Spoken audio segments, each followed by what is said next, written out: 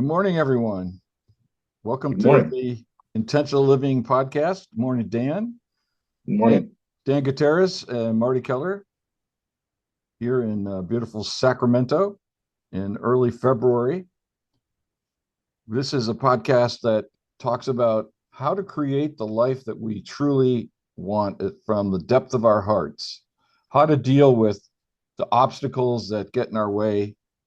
And our motto here is based on something that Socrates said a couple thousand years ago. The secret of change is to focus all of our energy not on fighting the old, but on building the new. And that's why we focus on the power of recovery here, what recovery is, how we make it work, how do we befriend the inner obstacles, and so forth. And as you know, we have a series of principles that we've developed over the course of the last 3 or 4 years to help us understand the process, understand ourselves. John and I have been doing podcasts on each one of those principles over the course of the last few months. And one of them is the world outside of me is but a reflection of the world inside of me. And that's one that we can't say enough about. And that involves a principle that Jung called projection. And so we thought we might talk a little bit about projection today. So when we say projection, Dan, what comes to mind, or what's your experience with that? Um, it's projection is me literally projecting my my shadow out onto other people. And the value of projection is knowing that I can only see my state of consciousness out in the world. So what I see is me. So when I judge somebody for I don't know, doing something, and I judge them harshly, I have a lot of energy around it. That's an indication that there's something inside of me that needs to be healed. So that's a tool that you can use, is knowing that you're constantly projecting your good qualities and your negative qualities out on the world. It could be another human being, a dog, a political situation. Um, if you're interested in learning about yourself, projection is a powerful tool because we do it all the time. And if I'm aware that how I pass judgment on other people is how I pass judgment on myself, and that's another way to create peace and safety inside, is by working on those issues. So say if I judge somebody as not working hard enough, and I have a lot of energy around it. And so the awareness can be is that I judge myself. I might have an issue about being lazy. Um, and where does that come from? Well, it comes from a belief system that somewhere along the line in my childhood, I got the I got the program installed that productivity is a measure of my value. And so when I attack somebody else, I can transfer it back. I can be accountable for it. Would I be willing to consider? Would I would be willing to own that I'm lazy? So how I judge somebody else? Let me just say, yeah, I look at somebody and I go, no, that guy's lazy. I have a lot of energy around it. He shouldn't get paid for what he's doing. There's energy around it, and then the process is, would I be willing to own my judgment of him? And then if I could say I'm lazy, and if there's no energy around it, well, I've healed that part of me. But if I resist saying lazy, like, oh, I'm not lazy, there's no way in hell I could say I'm lazy. There's a huge amount of energy there. That's an indication that there's something going on, and this is would be a new avenue to explore in my recovery.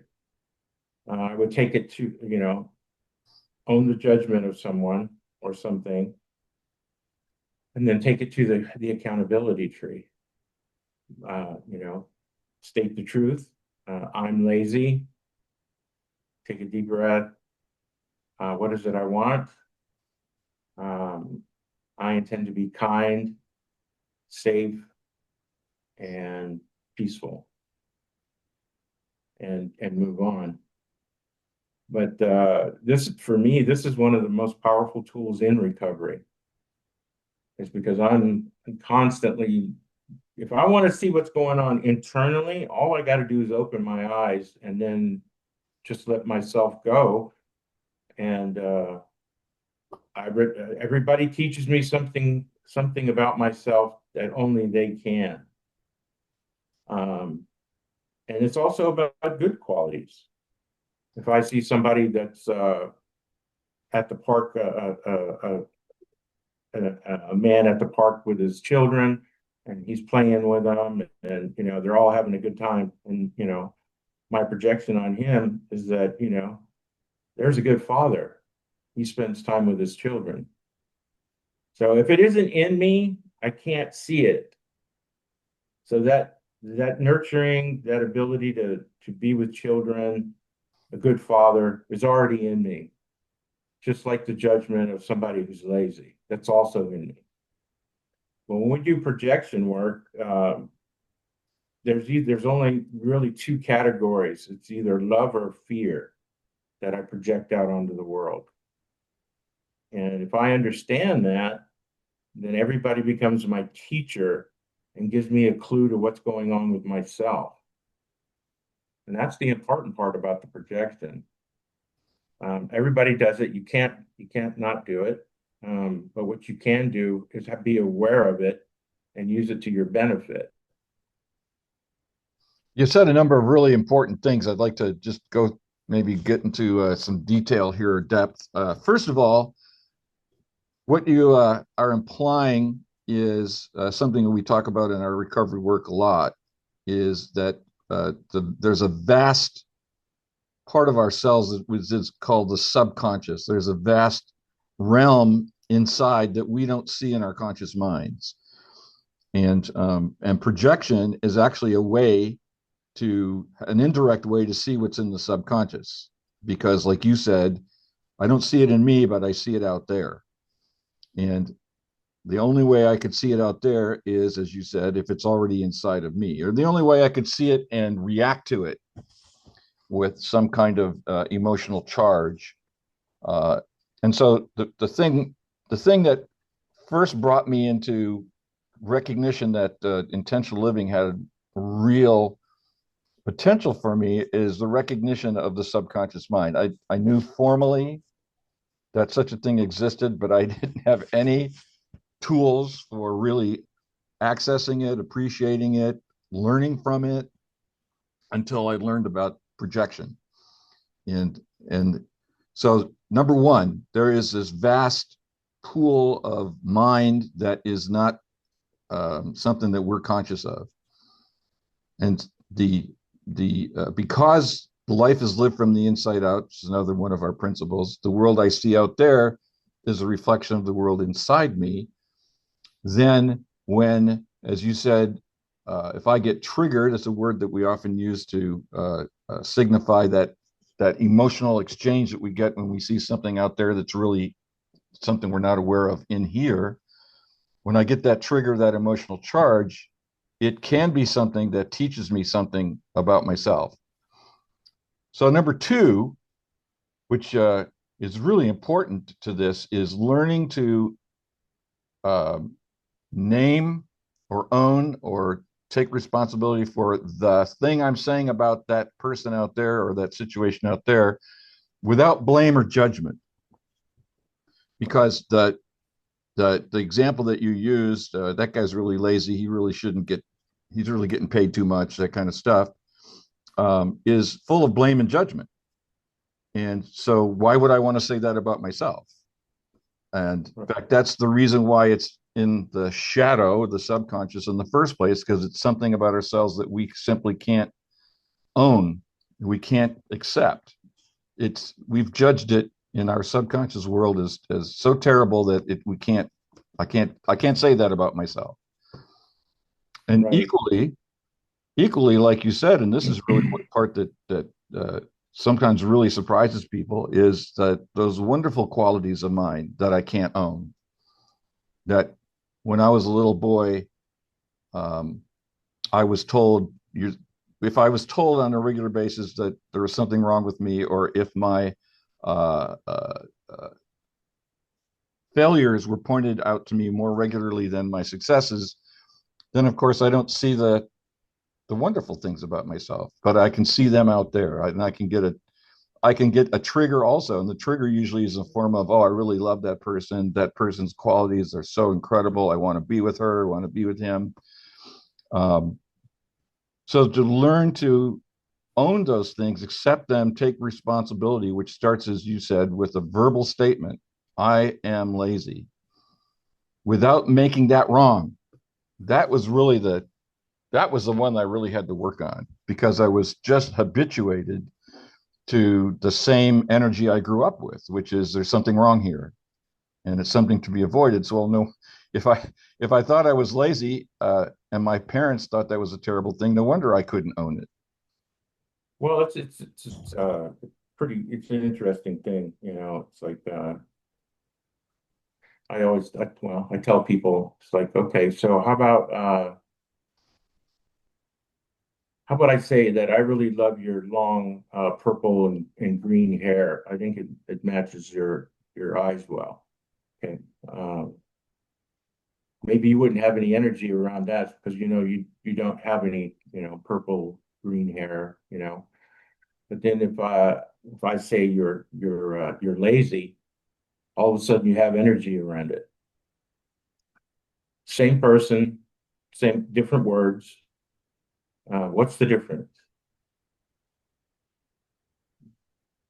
One you believe is true, the lazy one. That's why you have energy. The consciousness we form with an ego in the shadow. As we're growing up being in the culture, like you were saying, um, the things that are accepted by the culture and things worthy of striving toward, that's what the ego moves toward and does more of.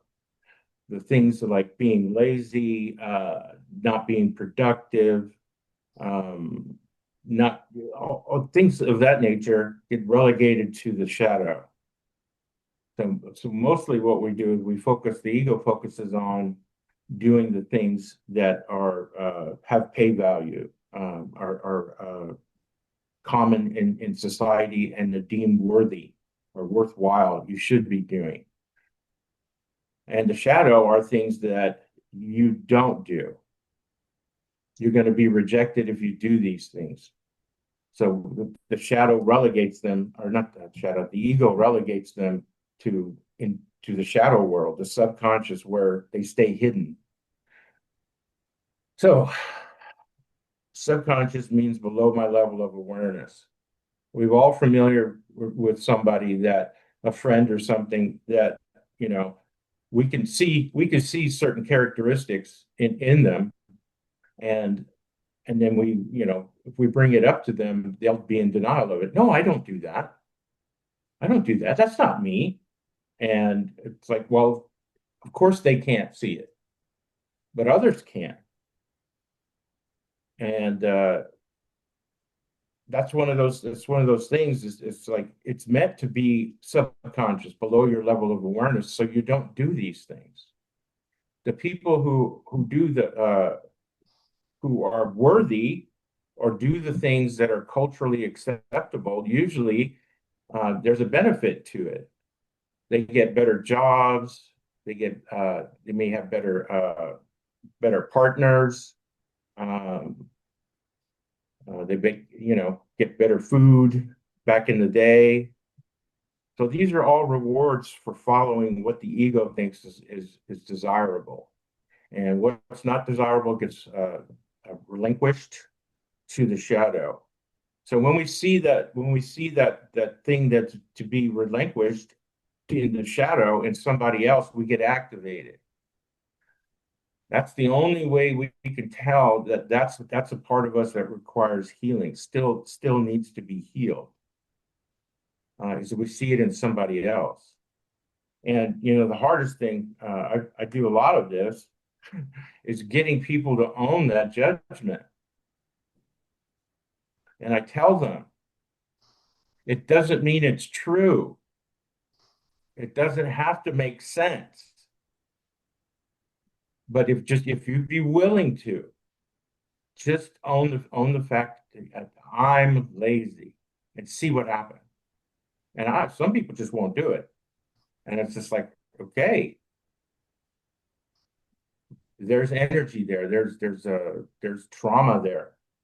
And that becomes a barrier to getting what you want is having that subconscious belief stand in your way of growth.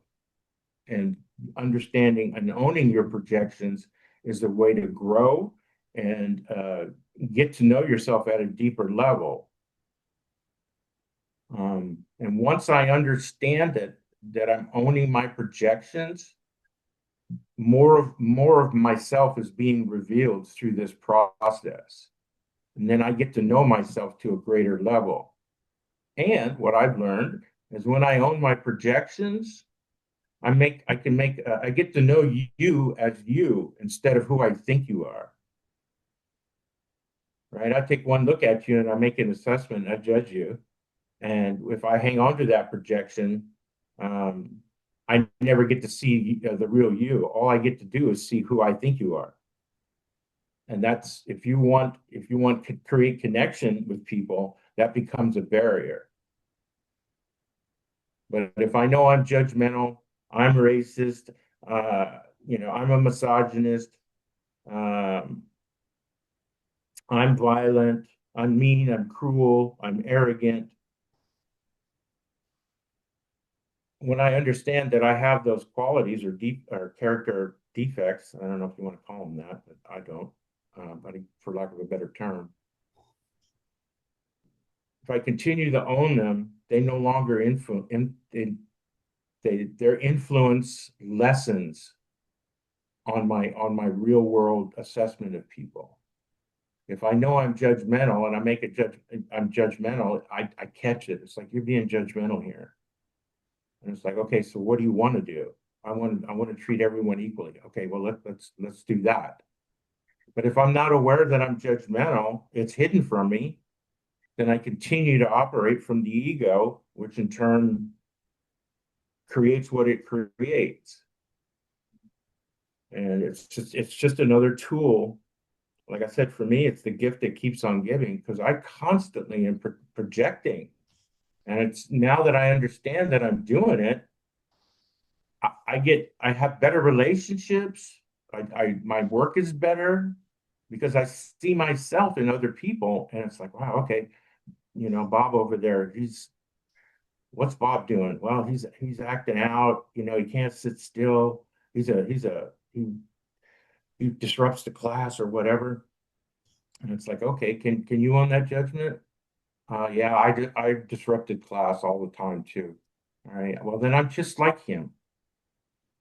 So that creates a sense of compassion and equality that I didn't have before. What do I want? Well, I need to set boundaries with Bob over here rather than judge him as being, a troublemaker. How about I go set boundaries with him? And that's different than blaming him for doing something. It's like, okay, well, how's that working? Well, it's not. Well, it's actually working if you want to create a barrier. Great. So there's nothing wrong, but it's just like, how do I process this information differently? And it's like, okay, so how do I use projection to create the life that I want? Everything that I need to create the life that I want is already in me. So everything that is a barrier to what I want in my life is also there. So how about I start identifying the things that are there? I intend to know what I don't know. And it's like, oh, well, projection helps with that, understanding how it works. and then I own good qualities. It's like I'm having a great day. What be yeah, that's an assessment or that's a judgment of how the day's going. Why don't I own it? I'm doing a fantastic job today. Or, Bob's over there doing some great work. It's like, oh, okay. Can I own the fact that I'm doing great work? Yeah, I'm doing great work too. So what do I want? I want to continue to do great work. All right, well, let's do that. It makes it so much easier that when you understand that you're only seeing yourself, you're looking from the inside out through this filter of yourself. You cannot see. It's like if the first person to see an unidentified flying object. So what do they do to name it? The first guy who saw it, he goes, or modern guy, he goes, it looked like saucers skimming across water. That's all the information he had to describe what he saw. But that's not what they are. And now we call them flying saucers. But that's his perception, all his he's seeing something he doesn't know what it is, and he's using everything he has to come up with something that he knows or that he can relate to. And that's the same thing. That's projection. I'm seeing the world through that lens. And it's a built-in barrier to mammals and human beings in particular. It's actually to all creatures that see, because we can't. This is a great Buddhist koan. We can't see ourselves seeing.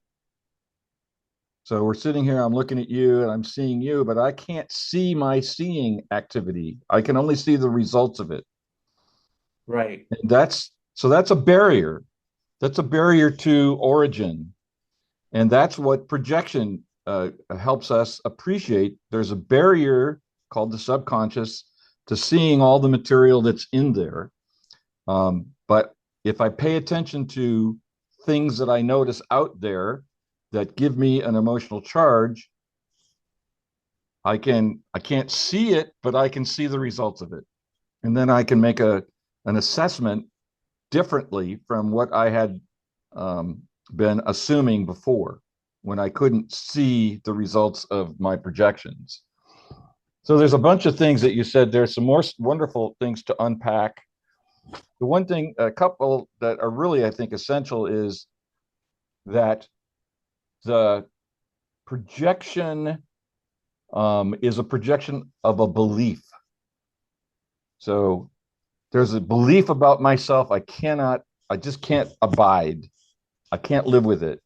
I'm lazy, which means to a little boy, I'm rejectable. I'm not worthy. It's a version of I deserve to be abandoned. And so it's a belief. And if it's a belief, as opposed to a fact, an unalterable fact, the speed of light is 386,000 plus miles an hour. Can't change that. But I can change a belief. And so one of the values of seeing my projections is that I can determine whether I'm operating out of a belief. And if I'm operating out of a belief, I can choose to change that belief.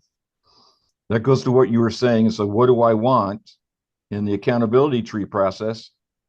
Own the truth, feel the feelings of owning that truth, and then ask ourselves what we want. And whatever it is that we say we want, formalize it in an intention statement.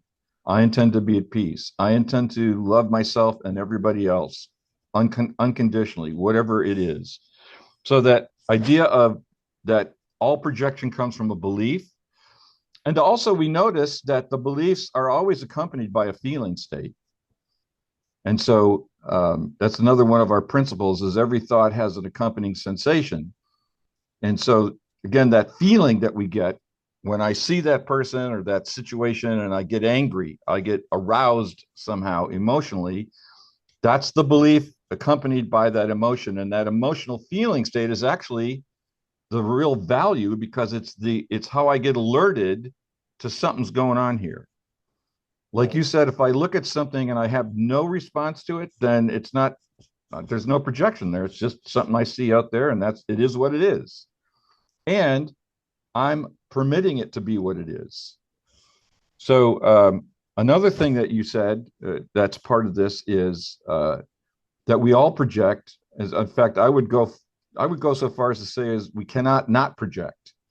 Right. That projection, It's a survival tool. exactly, and it's again something built into our psyche as human beings. We're born with the propensity to project, and we basically fine tune it throughout our lives. Right. But we also have the power, as you said, to withdraw that projection. So I judge that guy as lazy or whatever the judgment is, and I get angry about it, and I want to go change it. I want to force that person into the mold I want him or her to be in. Okay, that's my projection. There's something wrong with me that I'm projecting onto that person. And the other point I want to make is that just because it's a projection doesn't mean it's wrong.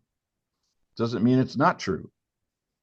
What's so the person may be lazy, but that's actually irrelevant to the process here, which is that if I see somebody who's lazy and I don't get a charge from it, I don't get triggered, it's like it's no big deal. It doesn't get in the way of my relationship with that person. I don't make it something to hold against him or her. Right. I've healed that, or I've never it never was from a trauma in the first place. Right. It's not something that it's a negative thing. And if I attack it all the time, well, then I don't have the time to work on my own stuff. Right. Right. And the last comment I want to make is the comment that this is really important. The comment that you made about when I withdraw projections. So if I withdraw a projection off of you, and God knows, Dan, we've been friends a long time. I've got a whole list of things I've projected onto you. Mm-hmm. But when I withdraw those, then I allow you to be you. And the you that I allow you to be you is actually the person I want to be in relationship with. I actually don't want to be in relationship with my projection of you. Although I do want to be in relationship with my projections so that I can befriend them and use them to make something different happen. Right. I mean, the projections are neither good nor bad. Exactly. And as we can, when I get activated, I say somebody's an asshole or whatever. And, I own the projection, and it's like, well, would you be willing to own that you're an asshole? And it's like, yeah, okay, I'm an asshole. All right. So I know what an asshole looks like.